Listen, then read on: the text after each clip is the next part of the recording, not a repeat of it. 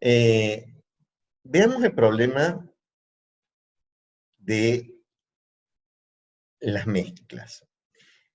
Aparentemente, si nosotros pudiéramos calcular la energía libre molar parcial de un componente, estaríamos en condiciones de evaluar todas las demás propiedades termodinámicas. La entropía, a partir de la derivada con respecto a la temperatura, el volumen, a partir de la derivada de la energía libre con respecto a la presión, la entalpía, porque sale con la entropía y el volumen, porque es G igual a H menos TS, la energía interna, porque sale de que G es igual a E más PV menos TS, todo lo puedo encontrar si yo pudiera encontrar la energía libre molar parcial de un componente en la mezcla. La solución que nosotros encontramos ya hace más de 100 años, a comienzos del siglo XX, en 1900, o menos 1905, es una solución que globalmente es extremadamente efectiva, que es encontrar la fugacidad.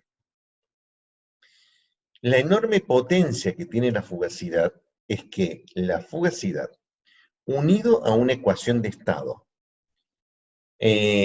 con una regla de mezcla, me permite encontrar las fugacidades de gases, de líquidos y de sólidos en función de temperatura y presión, y teniendo eso calculo G, y teniendo G calculo todo el resto, de las cuales las más importantes son los fenómenos volumétricos, porque son cambios de densidades de mezcla, me cambia el volumen molar, no se olvide que la relación entre volumen molar y densidad es que es la recíproca uno del otro, uno sobre la recíproca, y todos los fenómenos de cambio de entalpía, que son críticos para la evaluación de la evaluación termodinámica de procesos químicos.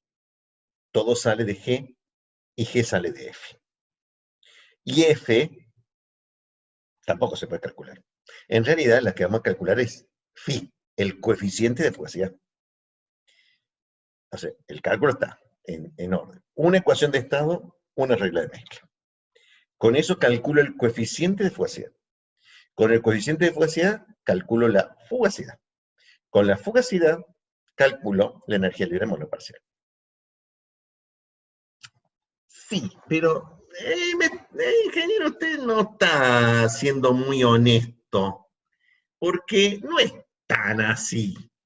Aparentemente, la energía libre molar parcial de un sistema en función de T, P y N, T, P y X, o sea, la energía libre molar parcial, a la cual le puedo poner la barra, no le puedo poner la barra, pero lo que no puedo dejar de poner es el I, función de T, P y X,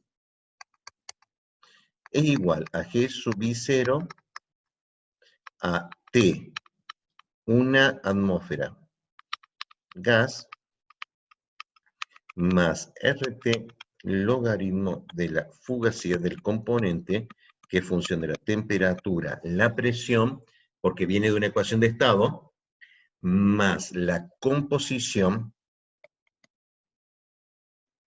porque tiene una regla de mezcla. Y nosotros decimos en general que esto es un fenómeno de mezcla y esto es puro. La fugacidad es del líquido, del sólido o del gas. Pero, y acá vienen los peros, requiere conocer la energía libre del componente I puro gaseoso. Y ahí estamos en problemas. Y ahí es donde distinguimos dos grandes tipos de sistemas. Aquellos sistemas en los cuales puedo calcular la energía libre del componente I puro gaseoso en forma razonablemente confiable, y sistemas en los cuales no lo puedo calcular. Sustancias para las cuales no las puedo calcular. Doy un ejemplo. Tengo alúmina, o sea, óxido de aluminio. Es cierto, el JAWS me da las propiedades críticas, pero la verdad, alúmina gaseosa a una temperatura de 298 y una atmósfera, el alúmina es uno de los componentes de la arena, la verdad, no hay. Y eso me pasa con casi todos los metales, los óxidos de metales, los óxidos de no metales, ¿sí? Son todas sustancias que no tienen una energía libre del componente I puro gaseoso a una temperatura razonable de 298 y a la presión de una atmósfera. No lo tengo para, entonces, un enorme conjunto de sistemas. Todas las aleaciones, o sea, todo lo que es aleaciones, mezcla de metales, soluciones metálicas, el sinónimo de aleación. ¿Cómo hago para encontrar hierro gaseoso a 298 en la atmósfera? El hierro lo tengo a 298, pero está sólido, gaseoso. Tengo que extrapolar, venirme de muy arriba para llegar al gas del hierro. ¿Existe? Sí, todo termodinámicamente, esto me dice que sí existe, pero, ingeniero, la verdad, deje de probar, no existe. Las otras sustancias que no tienen estas características son, por ejemplo, el cloruro de sodio en agua. El cloruro de sodio en agua disocia en catión sodio, anión cloruro. Si yo quisiera calcularlo con esto, que se puede, yo necesitaría cuánto vale la energía libre del ion cloruro puro, gaseoso, a 298 en la atmósfera. Y la del sodio, la del cloruro es horrible, pero no sé en qué fase gaseosa es cloro, no hay cloruro en fase gaseosa. No, las sustancias iónicas no están en fase gaseosa, menos el catión sodio, olvidémoslo. Entonces, ¿esto para qué sirve? Oh, ¿cómo para qué sirve? No le pregunten eso a la profesora de química orgánica porque los mata. O sea, todavía no han rendido orgánica, diría yo. Tenemos un suficiente número de sustancias orgánicas que a casi todas les podemos encontrar perfectamente las propiedades puras gaseosas a 298 en la atmósfera. Entonces, dos grandes tipos de sistemas, aquellos en los cuales puedo calcular razonablemente, sin forzar mucho, la energía libre del componente impuro a las condiciones del sistema razonable, que pueden ser 298, una atmósfera debe ser sí o sí, pero a temperatura de 298, de aquellas que no puedo razonablemente plantear esto. Entonces, la respuesta general es esta. Si puedo encontrar la energía libre del componente impuro a 298, una atmósfera y gaseoso, usen fugacidad. Es lo mejor que hay. No hay cómo darle. Tiene enormes ventajas, pero fuera de discusión, o sea que no dudo un instante. En general, esos sistemas se definen en un equilibrio líquido-vapor. Porque si tiene un equilibrio líquido-vapor, el líquido quiere decir que debe haber algún vapor al cual yo me pueda agarrar para calcular esto. Incluido gases permanentes, o sea, gases permanentes llamo a aquellos cuyo temperatura crítica y presión crítica están por debajo de 298. Oxígeno, nitrógeno, helio, argón, criptón, xenón, radón, cloro, no, pero estos que son gases permanentes y algunos, dióxido de carbono,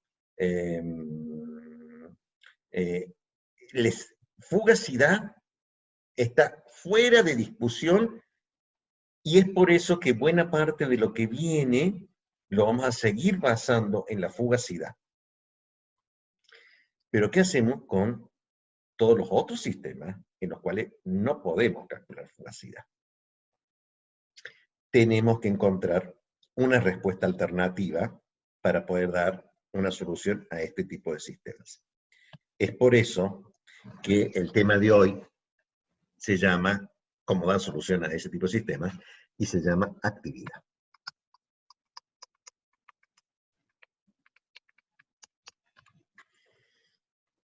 La idea es desprenderme de este concepto del gas, pero seguir manteniendo la simplicidad de esta ecuación. O sea, es tan bonita, sí, es bonita, ¿qué quieren que les diga? Es linda, o sea, es chiquita, concreta, no es un desarrollo monstruoso, aunque diga el libro lo contrario. Que si yo pudiera retener la forma, entonces tengo ciertas ventajas. Esta forma que yo voy a dar de la actividad es muy común en los libros de materiales, o sea, arranco desde los sólidos líquidos, ¿está bien? Y por eso voy a hacer este desarrollo, pero no los libros que son líquido vapor, como el Wallace, entre ellos, arrancan de una definición alternativa que para mí va a ser una conclusión. O sea, por eso es que analicen lo que yo voy a plantear ahora, en la forma que lo doy, y después vamos a ver cómo compatibilizar con libros como el que tienen ahí, ¿está bien? Para esto. Entonces, si la fugacidad tiene éxito, tanto éxito, para calcular la energía libre molar parcial, yo me voy a inventar una nueva función termodinámica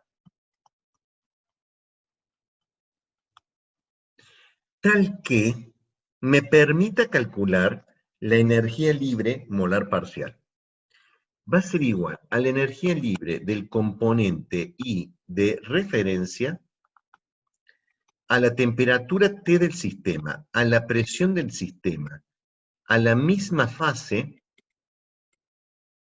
más RT logaritmo de una nueva variable termodinámica llamada actividad, que es función de la temperatura, la presión y la composición. Esto es, tengo que desarrollar mecanismos de evaluación de una función termodinámica llamada actividad, cuyo único objetivo en la vida es calcular la energía libre molar parcial de esa sustancia en esa fase. Fíjense que el cambio fundamental está dado por el estado de referencia.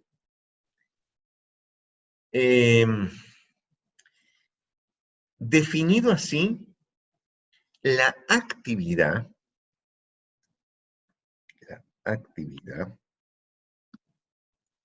está íntimamente hermanada con el valor de la energía libre de referencia. Esto es, yo no voy a poder resolver completamente este problema hasta que no sea más claro con cuánto vale esa energía libre del componente I de referencia, excepto que no es a una atmósfera, es a la presión del sistema. Excepto que es en la misma fase en la cual está en el sistema. Eso es fuerte. O sea, volviendo al ejemplo cloruro de sodio en agua, yo tengo un sistema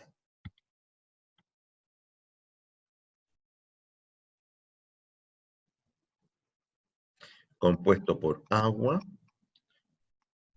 cloruro de sodio, a 298 y una atmósfera. Mi sistema tiene dos componentes. La definición de componentes está en base a lo que yo mido. Y yo mido cloruro de sodio. Más adelante vamos a ver de que puede haber alguna otra cosa dando vuelta. ¿Está bien? Pero no crean a todos aquellos que le han dicho otra cosa. Cloruro de sodio como especie, sin disociar, existe. Está. O sea, la especie es cloruro de sodio. A 298 en la atmósfera, ¿en qué estado de agregación está mi sistema? Y el agua está gobernando este sistema, ¿está bien? Porque es una mezcla agua-cloruro de sodio, razón por la cual el sistema no tiene forma propia, adopta la forma del recipiente que lo contiene. Esa definición indica de que mi fase es líquida.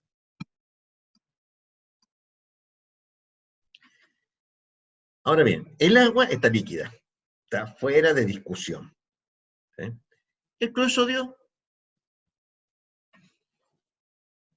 vaya, pero a 2,98 y una atmósfera, si yo fuera al Gauss, o a la tabla de propiedades, que no entro ahora, pero lo dejo como ejercicio, pero tampoco necesito mucho ejercicio para pensar eso, a 2,98 y una atmósfera de cloruro de sodio puro, está sólido.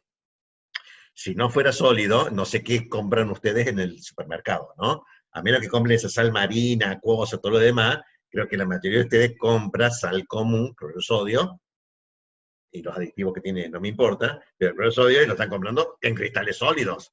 Y no se está derritiendo el cloruro de sodio, es sólido, no me veo otra cosa. Entonces, ¿cómo puede ser que el cloruro de sodio esté líquido? Bueno, mi sistema tiene un estado de agregación. Y este estado de agregación es o sólido, o líquido, o gas. No vamos a hablar de plasma porque no vamos a trabajar con plasma, así que hay solamente 3 posibles estados de agregación de la materia. Mi sistema formado por agua y cloruro de sodio tiene 2 componentes y está en fase líquida. Y si el estado de agregación de mi sistema es 1, todos los componentes están en ese estado de agregación. A ver, estoy diciendo de que acá no está sobresaturado en cloruro de sodio, que hubiera cristalcitos de sodio dando vueltas allí. No, mi sistema estaría formado en ese sentido por 2 fases. Una fase líquida compuesta por agua y cloruro de sodio, y una fase sólida compuesta de cristales de cloruro de sodio, sólidos. Pero la fase líquida, que tiene 2 componentes y es una mezcla, es líquida y requiere que el agua y el cloruro de sodio estén líquidos. Entonces, si el componente I del cálculo de energía libre molar parcial exigiera calcular cuánto vale la energía libre, el estado de referencia indica que es el componente I puro. Ahora. Entonces, de los varios estados de referencia posibles, el más común es el componente I puro, función de T, P, y en la misma fase, más RT logaritmo de la actividad. No voy a poner que función de T y P y X, porque ya lo puse y después se me complica mucho, se me hace muy largo y no tengo tanto pizarrón, pero ustedes ya saben que la actividad se paró en dos términos, uno que es puro y uno que depende de la mezcla. Y la actividad del componente I es una función de la temperatura, la presión y la composición. Si el estado de referencia es el componente I puro, ATP y en la misma fase, esa actividad, que es el estado de referencia más común, que si nosotros no decimos nada, es o sea, si no decimos nada, la actividad tiene este estado de referencia, el componente I puro, ATP y misma fase. Como es el más común, decimos que es una actividad raoultiana,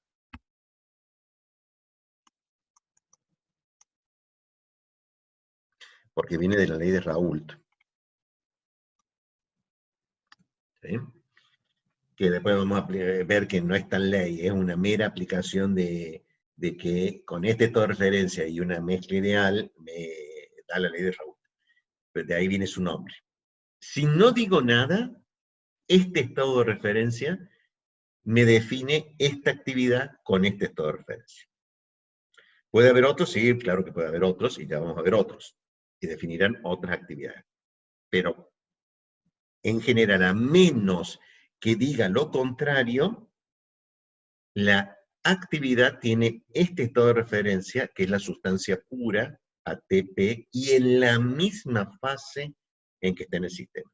O sea que yo requeriría, para esta mezcla líquida, encontrar cuánto vale la energía libre del cloruro de sodio líquido a esa temperatura y presión. Y no es una atmósfera, es a la presión del sistema. Pero, aunque complicado, es factible, pero el gaseoso de cloruro de sodio, perdónenme, pero no les voy a creer si lo calculan, porque están extrapolando demasiado, porque el cloruro de sodio gaseoso a 2,98 en una atmósfera, las propiedades puras las están estirando como un chicle y se está rompiendo el chicle. En cambio, puedo estirar un poco el chicle para que sea líquido. Fíjense que si hubiera sido un cristal de cloruro de sodio mezclado con cloruro de potasio, una sal modificada, ¿está bien? En donde la fase sólida, el sistema formado por la fase sólida, tiene dos componentes. Cloruro de sodio, cloruro de potasio, ¿está bien? La actividad raoultiana requiere calcular la energía libre del cloruro de sodio sólido, porque en el sólido el estado de referencia es la energía libre del componente impuro en la misma fase en que se encuentra la mezcla, en que se encuentra la solución.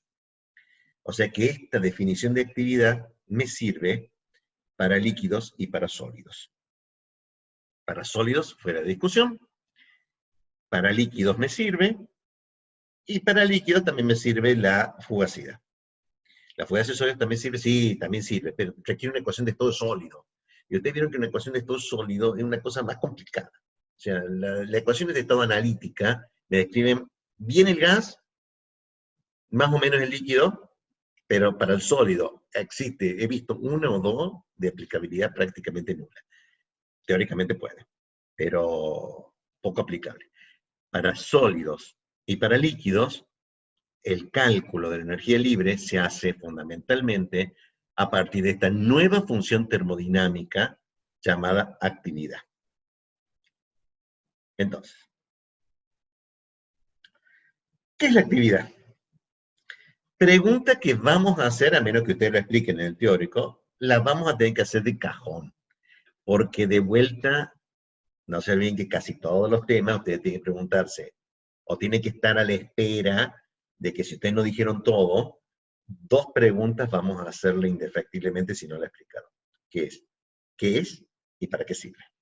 ¿Eh? ¿Qué es la actividad?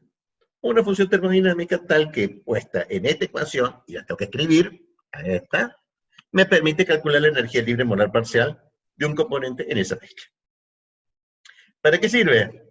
Para calcular la energía libre molar parcial de un componente en esa mezcla. Y 2 millones de usos más que le vamos a ver. Pero por lo pronto, para calcular energía libre molar parcial. ¿Sí? A partir de ahí la respuesta hubiera sido, ¿y para qué sirve la energía libre molar parcial? ¿Y para qué sirve la energía libre molar parcial? ¿Qué pregunta? Esa sí que es una buena pregunta. Y sirve por dos motivos. ¿Lo grabo o no lo grabo? No, lo voy a dejar para la próxima vez, o para el último, o para el examen, para ver para qué sirve, porque después me van a copiar esta grabación y van a tomar nota. Qué grave que es eso. Lo voy a decir como en las propagandas, bien chiquito y bien rápido, para que ustedes tomen nota, espero que se esté grabando.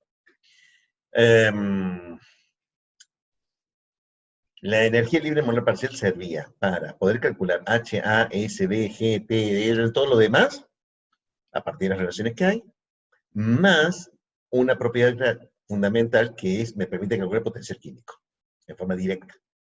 Y con el potencial químico estoy en perfectas condiciones de meterlo en la regla de fase de Gibbs, con lo cual me describe todos los equilibrios de fases. Esas son las dos enormes utilidades que subimos en el parcial.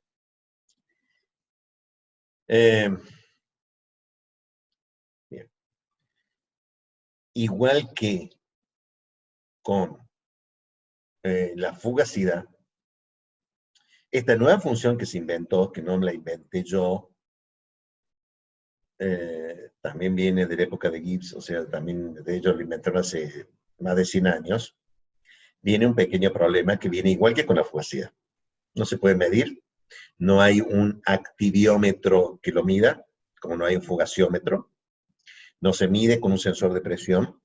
La presión se mide, la temperatura se mide a instrumentos. La fugacidad, la actividad son funciones termodinámicas derivadas, o sea que hay que encontrarla por evidencia indirecta, no se puede medir.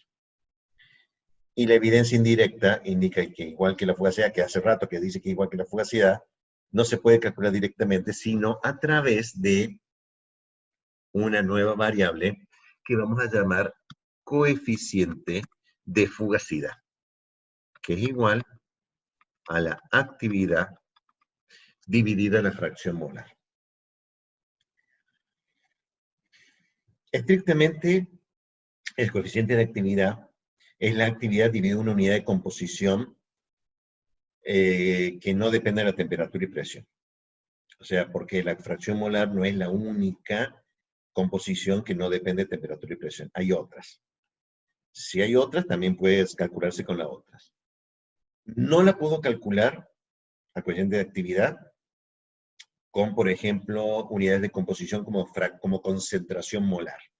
Porque la concentración molar, que es la recíproca del volumen molar, o la densidad molar, son funciones que dependen de temperatura y presión, son del volumen.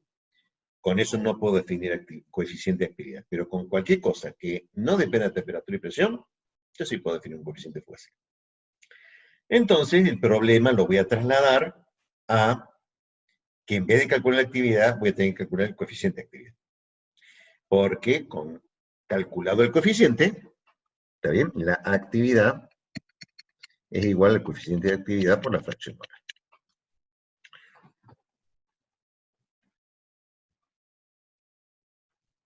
La importancia de esto, que también la podrían haber deducido ustedes en la fugacidad, y lo dejo para que lo deduzcan solos y lo agreguen como tema el de la fugacidad. Si yo reemplazo esta actividad por el producto coeficiente de actividad por fracción molar, me queda que G sub I, y a partir de aquí saco todos los TPX, porque yo ya sé que ustedes ya lo saben, es igual a G sub I 0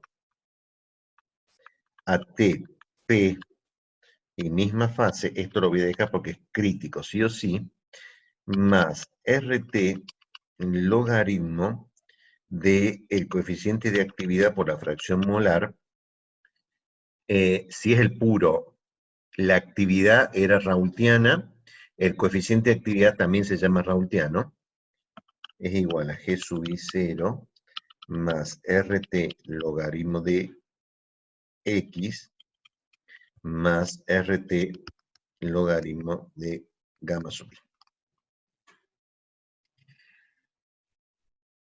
Fíjense qué curioso. G sub I 0, G sub I, molar parcial, menos G sub I 0, tiene un nombre. Se lo llama delta G sub I molar parcial, o propiedad en incremento. Y es igual a G sub I, es igual a RT logaritmo de la actividad de I, o es igual a RT logaritmo de X sub I más RT logaritmo de gamma I. Pero G en exceso, pero este producto, ese término, era, como demostramos en mezclas ideales, G ideal. O sea que G sub I molar parcial es igual a G sub I ideal más RT logaritmo de gamma I. O sea que G sub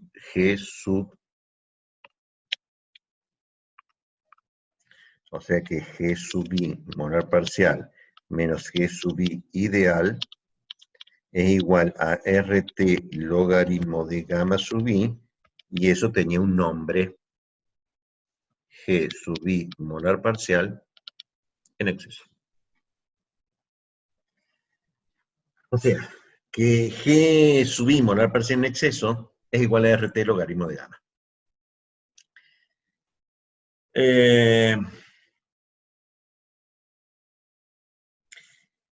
Teniendo G sub I molar parcial en exceso, que significa calcular el gamma, los desafíos que hagan ustedes cálculo con fugacidad, que con fugacidad les va a dar el coeficiente de fugacidad, el mismo análisis, ¿está bien?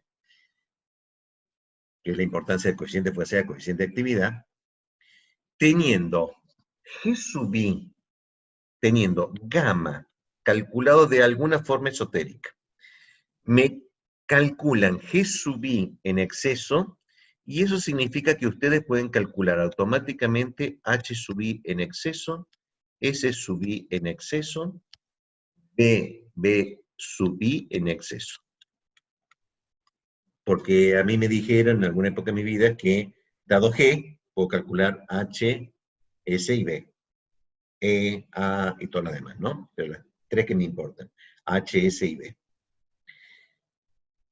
Y que el valor de la propiedad, si a mí me interesa, la despejo de acá y me va a quedar G sub I molar parcial igual a G sub I ideal más G sub I en exceso, y habiendo calculado el exceso, tengo que calcular el ideal, y el ideal es el puro más RT logaritmo de X. O sea, probablemente en buena parte de todo el desarrollo vamos a concentrarnos en calcular la propiedad en exceso, para lo cual vamos a concentrar en calcular coeficiente de actividad, coeficiente de fugacidad. Pero no debo perder de vista que en realidad sirve para calcular la función. O sea que G sub I, H sub I, molar parcial, B sub I, molar parcial. O sea que le voy a tener que poner, le voy a tener que sumar la ideal más el exceso. Y no se ven que la ideal es, en el caso de G y S, el logaritmo de X. En el caso de H y B, el ideal es igual al puro. O sea, no tenía este término. Eso había quedado demostrado en mezclas ideales. Antes de que se corte, por la duda se me corte, porque todavía no termina el tema, la energía libre molar parcial de un componente en una mezcla no puede estar dependiendo de el humor del profesor que está dando clase. O sea, no puede ser que para mí valga algo y para el ingeniero López valga otra cosa. Porque entonces ustedes en el parcial me van a responder una tercera cosa y nosotros vamos a decir, está mal, porque el valor de G sub I no puede depender de todas estas cosas que te está planteando. Debe ser único. O sea que debe ajustarse el valor de la actividad con el de estado de referencia de forma tal que me dé la energía libre molar parcial de ese componente en esa fase con un resultado único. O sea, no deben estar hermanados, decimos nosotros. O sea, no puedo definir, no es independiente el resultado del cálculo de la actividad, del cálculo de actividad, sin saber con qué estado de referencia estoy trabajando, porque van juntos.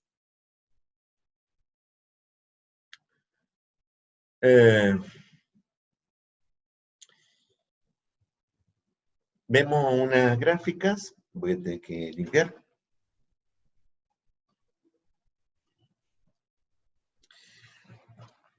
Para interpretar esto gráficamente voy a tener que recurrir a un sistema binario. Todo lo que yo dije es multicomponente, y son definiciones.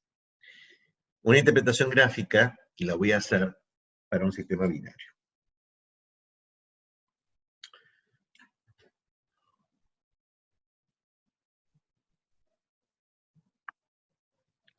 Yo grafico fracción molar del componente A y grafico la actividad. Bien. No lo dije, me faltó algo en la definición anterior, tendría que borrar.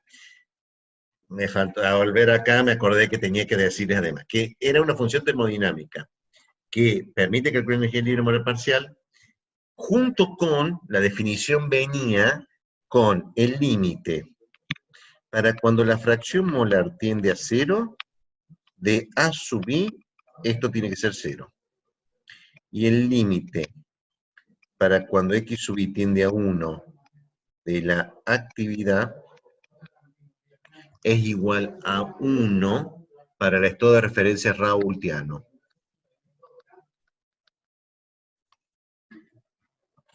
Esto es, venía junto con la definición de ese estado de referencia y me olvidé de ponerlo anterior, así que súmenlo al anterior. O sea que la actividad, cuando la fracción molar es 0, la actividad es 0. Y la actividad raoultiana, cuando la fracción molar es 1, tiene que ser 1.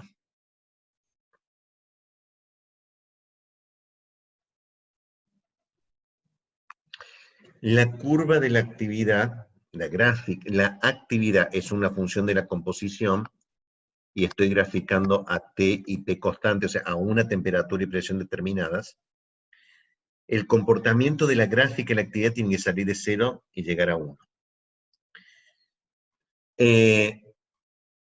Voy a trazar la bisectriz del primer y tercer cuadrante, aquella en la cual la actividad de A sea igual a la fracción molar de A, la ecuación de una recta,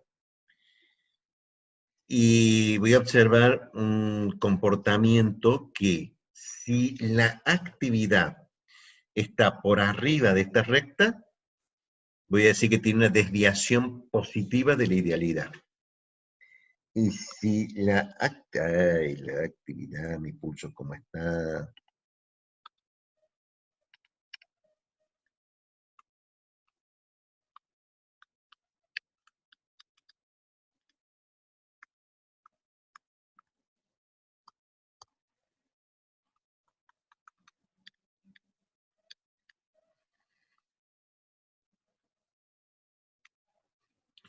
Y si la gráfica de la actividad está por debajo de la I igual a X, entonces tengo para sistemas binarios una interpretación gráfica de la actividad que, comparándola con la recta de I igual a X de actividad igual a fracción molar, describe dos grandes comportamientos que lo llamo desviación positiva de la idealidad, desviación negativa de la idealidad. Cada sistema tiene un comportamiento, o sea, tiene un comportamiento para actividad para cada uno de sus componentes.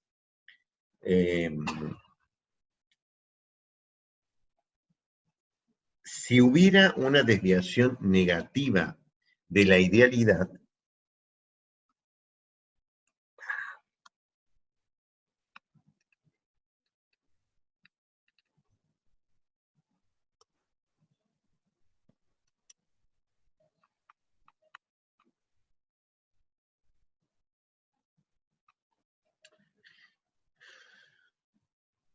tienen que explicar, y forma parte del tema, a esta composición, ¿cuánto vale la actividad? Entonces, la interpretación gráfica elemental de la gráfica, me dirán ustedes, ingeniero, es muy obvio que la actividad tiene ese valor. ¿Y cuánto vale el coeficiente de actividad a esa composición? Bien, ¿cuánto valdrá? Lo primero que digo es que el coeficiente de actividad era la actividad sobre la fracción molar. no tracen la tangente en el punto, porque no es la tangente. Yo tengo que trazar la secante que va desde el origen hasta allí, y este segmento que es la actividad, este es la fracción molar, el cociente de esos dos números, que no es la pendiente de la recta tangente a la curva en ese punto, sino el cociente de esta recta que pasa por el origen y pasa por la actividad, ese cociente me da el valor del coeficiente de actividad. Pero, ¿qué pasa si sigo? Resulta ser que este segmento,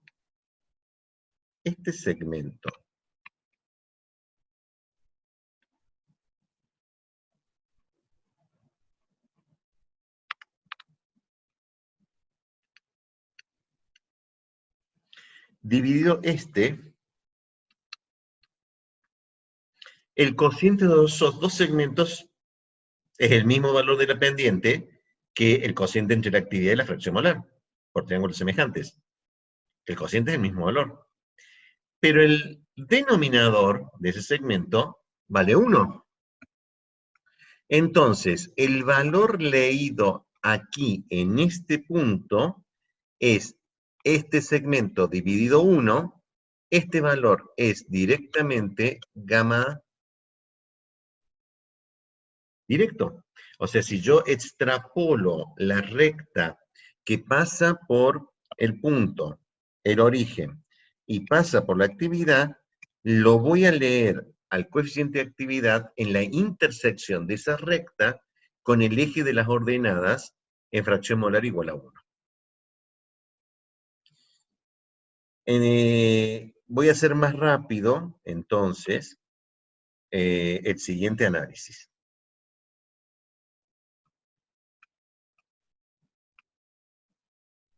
Y tienen que hacerlo y ser más rápido que yo. Entonces, usted, el ingeniero, lo que me está diciendo es que si traza la recta auxiliar y tiene una desviación negativa de la idealidad,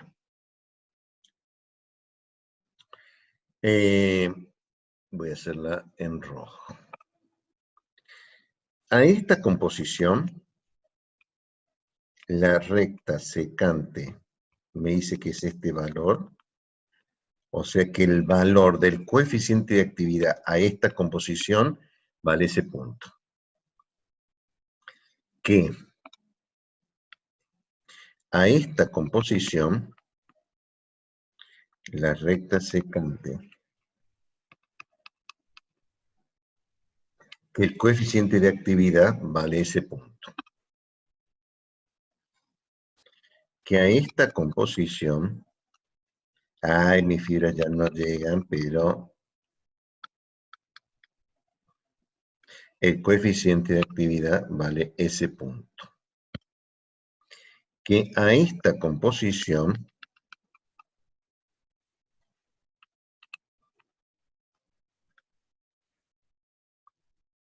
mi coeficiente de actividad vale 1.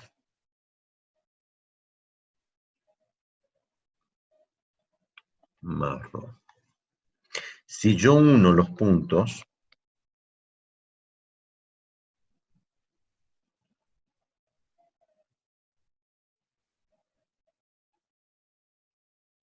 esta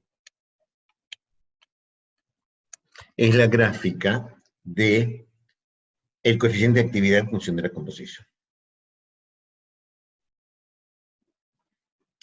Este es ciclo introductorio, ¿no? O sea, no me vengan con que no entienden esto, porque esto lo viene en el ciclo introductorio. ¿Está bien? Mira cálculo de números.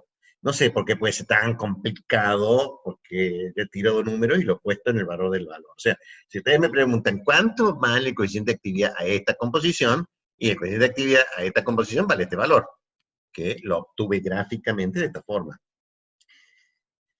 Observen lo siguiente, que es lo que yo puedo decir de esta gráfica. Primero, Cuando tiende a estar puro, cuando el sistema tiende a puro, el coeficiente de actividad tiende a ser 1. Y la curva tiende a pegarse a la diagonal. O sea, la curva de la actividad tiende a la diagonal y cuando el sistema está puro tiende a ser 1. O sea, decimos nosotros, esto se puede mostrar fácilmente, puedo hacer un ejercicio, de que cuando el sistema está razonablemente puro, su comportamiento es razonablemente ideal. En ese sentido, lo que estamos diciendo es que cuando el coeficiente de actividad vale 1, la mezcla es ideal.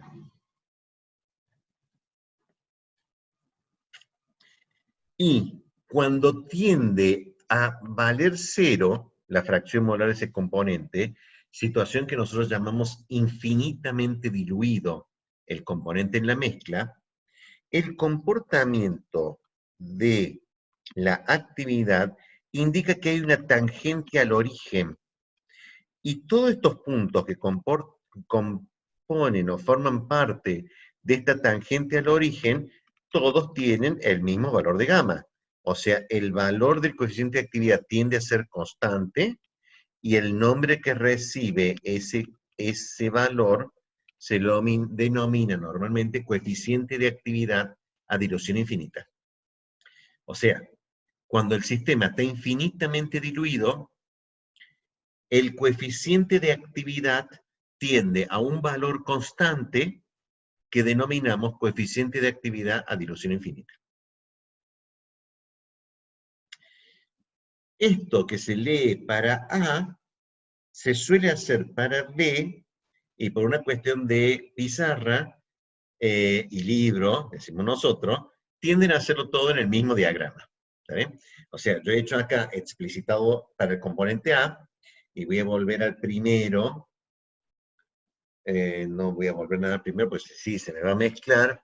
Voy a hacer el comportamiento como lo vemos normalmente, como deberían hacerlo ustedes normalmente, que es ver A y B.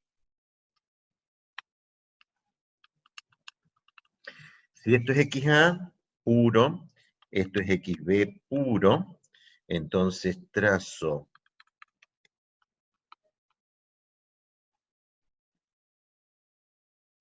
estas dos rectas auxiliares, que son las condiciones, la auxiliar de y igual a x, o sea que yo puedo decir que esta representación de la diagonal es una en la cual gamma es igual a 1, porque la actividad es igual al coeficiente de actividad.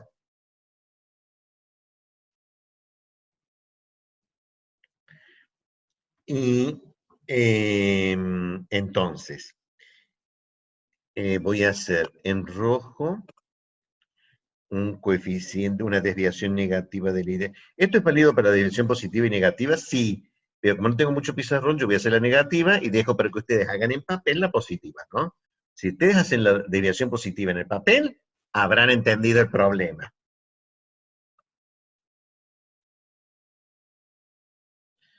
O sea, cuando está puro tiende a ser ideal.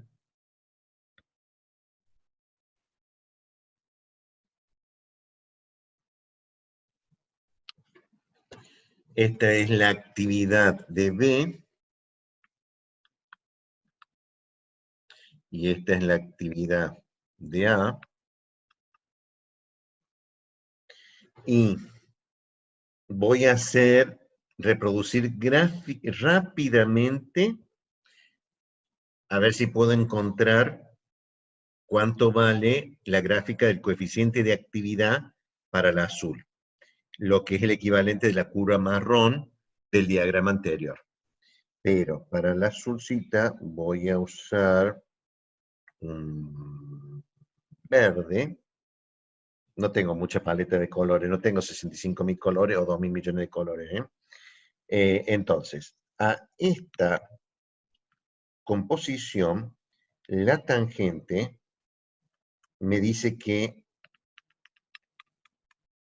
este valor es el coeficiente de actividad a dilución infinita, porque todas estas composiciones comparten el mismo valor de gamma. A esta composición, la secante me indica que el valor ya está subiendo. A esta composición, el valor de gamma es ese. A esta composición, si yo tiro, me va a dar prácticamente aquí, o sea que me da así.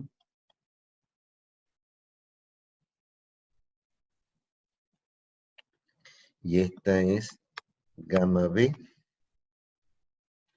Y voy a hacer con naranja la de A. Todos estos puntos comparten el mismo gamma A dilución infinita, y a esta composición, todavía estoy en la misma, a esta composición,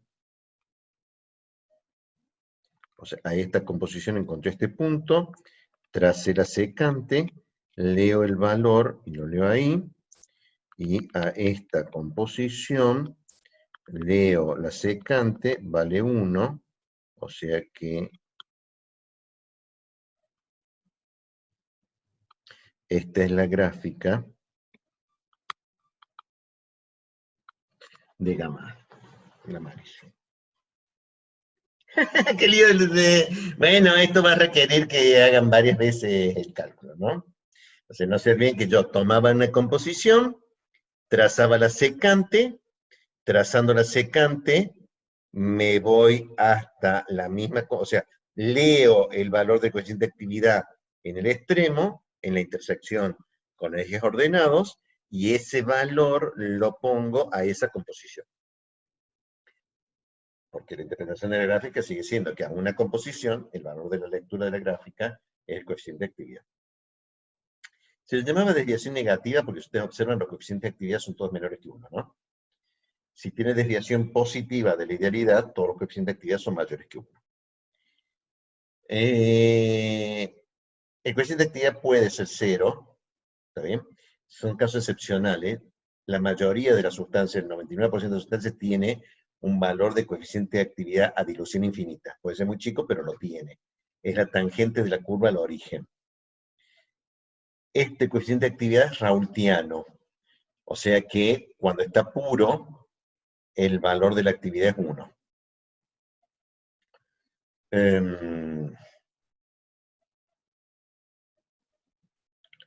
Bien. Sí, me está apurando la ingeniera López, como que termine.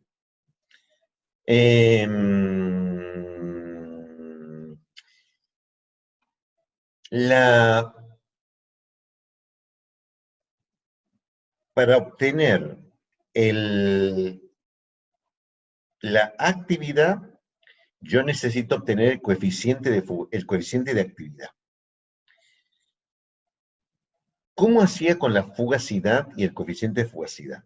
El coeficiente de fugacidad salía de una ecuación de estado con una regla de mezcla, de Van der Waals o de G en exceso. Para el coeficiente de actividad, yo también necesito una ecuación de dónde salir, y esa ecuación se denomina modelo de coeficiente de actividad. Esto es, para obtener el coeficiente de actividad, no sale de una ecuación de estado, sale de un ajuste experimental de datos. ¿Cuáles son las experiencias?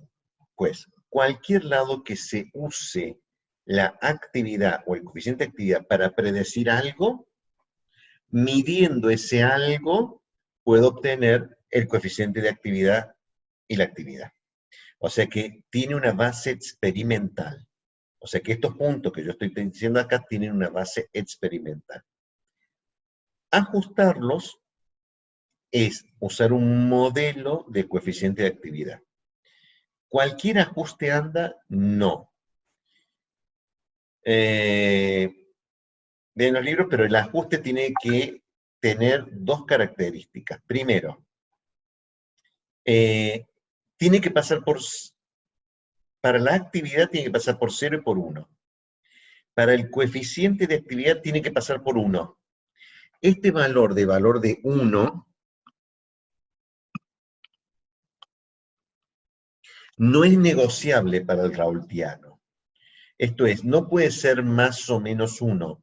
No puede ser 1 con algún grado de error de medición experimental. Tiene que ser 1, porque formaba parte de la definición de la actividad. O sea que cuando la actividad, la sustancia pura, vale 1, no vale 1.00. O sea que cualquier ecuación de ajuste que yo haga, tiene que cumplir con eso. Y segundo, las dos actividades no son independientes. Porque la actividad, ¿para qué servía la actividad? Bueno, para calcular la energía libre molar parcial. Pero si es una mezcla binaria, la energía libre molar parcial del componente A no es independiente de la energía libre molar parcial del componente B. Porque las dos energías libres molares parciales, las dos propiedades molares parciales de un sistema binario, están vinculadas por una ecuación, la ecuación de Gibbs-Duhem. Eso significa que yo, dado un coeficiente de actividad, podría encontrar el otro. Dada una actividad, podría encontrar la otra actividad, porque dada una energía libre molar parcial del componente A, puedo encontrar la del componente B con la ecuación de Gibbs-Duhem. Eso significa que la ecuación de ajuste experimental tiene que cumplir y ser tal que cuando la aplique a un componente, exista el del otro componente y verifique la ecuación de Gibbs-Duhem. No todas las ecuaciones de ajuste cumplen con esto. Las ecuaciones de ajuste que cumplen con estas dos condiciones, pasan por uno cuando están puros, la actividad y el coeficiente de actividad, y cumplen con la ecuación de Gibbs-Duhem, es un conjunto reducido de ecuaciones. Ese conjunto reducido de ecuaciones se denomina modelo de coeficiente de actividad. De los modelos de coeficiente de actividad, voy a dar uno ahora, y después voy a explicar otro, o lo explicará la ingeniera López. El más simple de todos los modelos es un desarrollo polinómico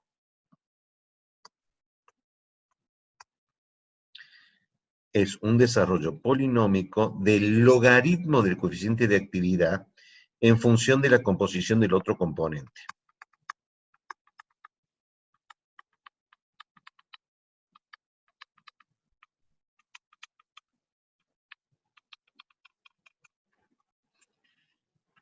Para que cumpla con la condición de que cuando la fracción molar sea puro del componente, el coeficiente de actividad valga 1, debo observar que para cuando XA está puro y gamma valga 1, XB tiene que ser 0.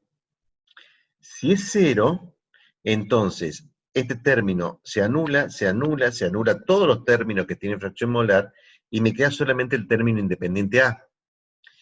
Para que valga 1, A tiene que ser 0, porque si es el logaritmo de gamma A igual a 0, gamma es igual a E a la 0, que es 1.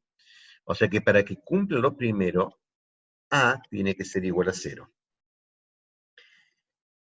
Dejo para ustedes, para poder demostrarlo, que para que cumpla con la ecuación de Gibbs-Duhem, B tiene que ser igual a 0. O sea que el primer modelo de coeficiente de actividad para que cumpla la ecuación de Gibbs-Duhem y cumpla la condición es que A y B sean 0. El logaritmo de gamma B, de gamma A,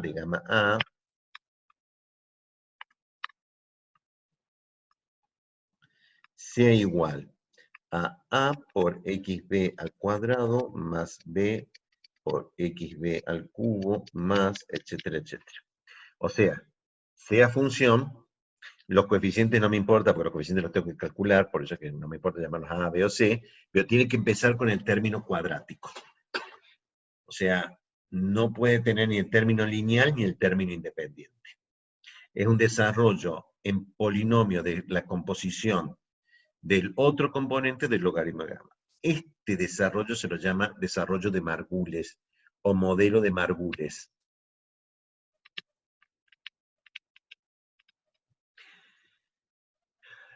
Sí, y cabe demostrar, me quedo solamente con el ajuste más simple de todos, que es el del primer término, el término cuadrático, en cuyo caso me queda que el logaritmo de gamma A es una constante por la fracción molar del otro componente al cuadrado. Este modelo tiene el nombre de simétrico. Y la solución que cumple con esto se le llama solución simétrica, porque cabría demostrar, el nombre viene de que si esto es así, entonces las dos actividades